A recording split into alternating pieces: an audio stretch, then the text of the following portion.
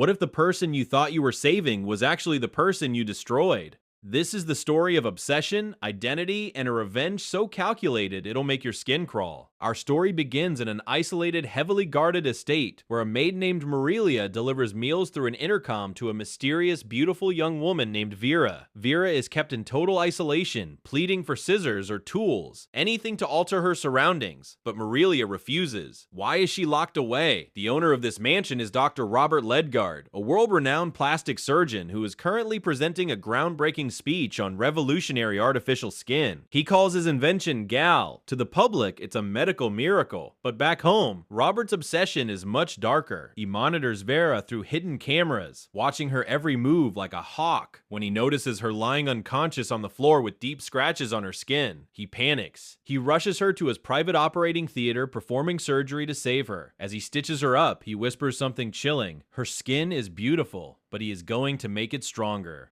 He wants to engineer a skin that cannot be burned, scratched, or even bitten by mosquitoes. Vera wakes up and coldly tells him she will just find another way to kill herself. But Robert doesn't care. She belongs to him now. At a medical symposium, Robert proudly showcases his synthetic skin, but a suspicious colleague corners him afterward, deducing the horrific truth. Robert didn't just create this in a lab. He used illegal gene splicing on a human subject. Shaken by the accusation and forced out of the scientific community, Robert retreats to his mansion, firing all his staff except for the fiercely loyal Marilia. The tension inside the house is suffocating. Marilia warns Robert that Vera is going to commit suicide, but Robert refuses to believe it, viewing her as a survivor. But just as the walls feel like they are closing in, a chaotic wildcard arrives. A man dressed in a tiger costume bangs on the front door. This is Zeka, Marilia's estranged criminal son who just robbed a jewelry store and needs a place to hide. While sneaking around the mansion, Zeka spots the surveillance footage of Vera. He gasps, mistaking her for someone else, and becomes instantly obsessed. He ties up his own mother, steals the keys, and breaks into Vera's room. Vera tries to bargain for her freedom, but Zeka overpowers her. Just as things reach a point of absolute horror, Robert walks through the door, pulls out a gun, and shoots Zeka dead without a second thought. While Robert is disposing of the body, a distraught Marilia drops a massive bombshell on Vera. Robert and Zeka were actually half-brothers born to different fathers but raised under the same roof. And the reason Zeka lost his mind when he saw Vera? Because Vera looks exactly like Gal, Robert's late wife. Years ago, Gal had a scandalous affair with Zeka. They tried to elope, but ended up in a horrific car crash. Zeka fled, leaving Gal to burn alive. Robert saved her, but when Gal finally saw her severely disfigured reflection in a window,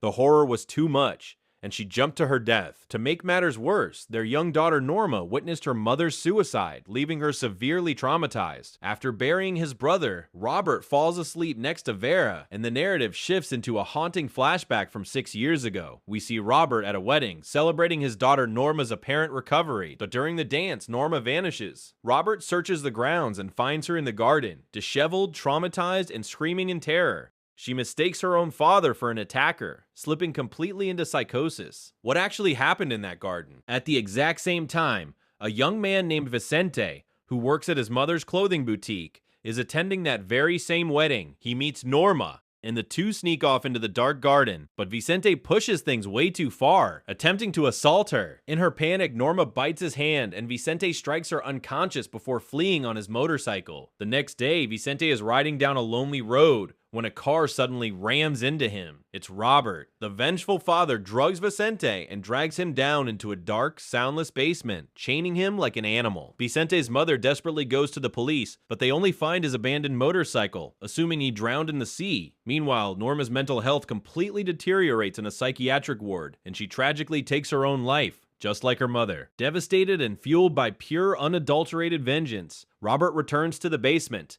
He shaves Vicente, puts him under anesthesia, and performs the ultimate act of psychological and physical horror. Over the course of several agonizing years, through countless surgeries, Robert forces Vicente to undergo a complete gender reassignment, reshaping his face and body to perfectly mirror his dead wife Gal. Vicente is gone. In his place, Vera is born. Robert didn't just want to punish his daughter's attacker, he wanted to completely erase his identity and possess him forever. The sheer psychological trauma drives Vera to attempt suicide, but Robert saves her again and again, forcing her to accept her new reality. To survive, Vera begins practicing yoga and writing numbers on the wall, biding her time, playing the long game. Back in the present day, Robert finally trusts Vera enough to let her out of her cage. They go shopping, pretending to be a normal couple, but reality catches up when Robert's old colleague Fulgencio visits. Fulgencio drops a newspaper on the desk showing a missing persons report from years ago. It's a photo of Vicente. Fulgencio realizes the twisted truth. Robert used Vicente as a human guinea pig for his skin experiments. Suddenly, Vera walks in and lies to protect Robert, claiming she chose this life.